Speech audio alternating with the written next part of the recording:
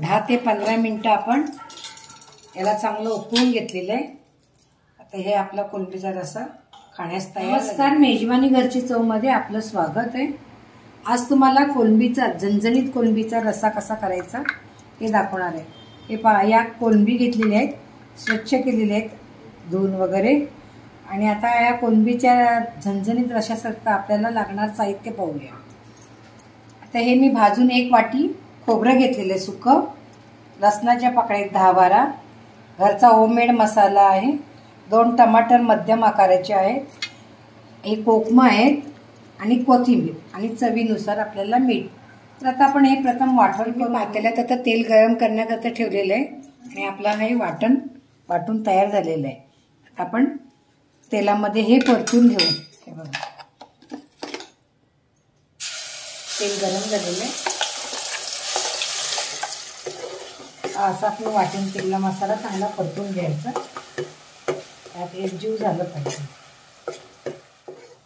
आता आपण हा घरचा होममेड मसाला घालणार आहोत। तर याच्यात मी 5-7 चमचे घेतलेले, ह्या चमच्याप्रमाणे। तर हे आपण या मसाल्यात मिक्स करून घेऊ।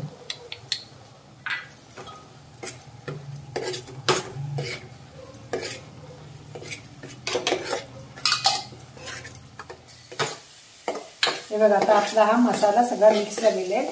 आपण याच्यामध्ये कोलंबी घालून हे मिक्स करू।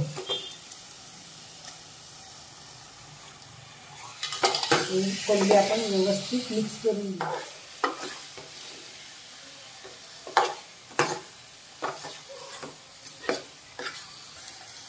हे वाटण केलेले पाणी सुद्धा आपण याच्यामध्ये घालायचं आहे। आपल्याला आवश्यकतेनुसार आपल्याला रस्सा करायचा आहे।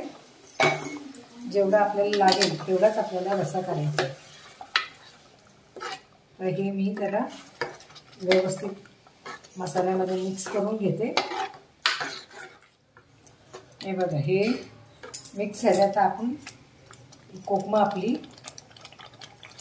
याच्यामध्ये घालूया, जरा ताट ठेवून जरासं आपण जरा वाफ देऊया, नंतर मग आपण याच्यामध्ये पाणी घालायचं आहे।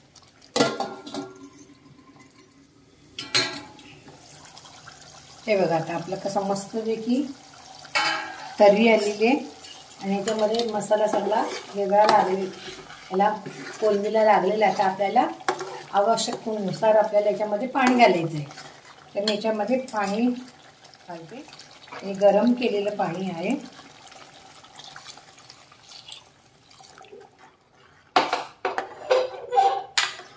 तर आपल्याला याच्यामध्ये चवीनुसार मीठ घालायचं आहे,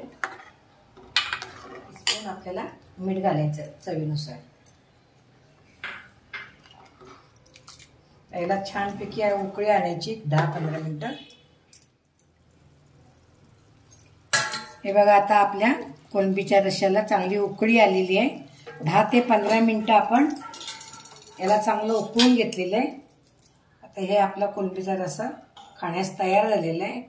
आता हे कोलंबीचा रस्सा कसा वाटला मला नक्की कमेंट बॉक्समध्ये कळवा। धन्यवाद।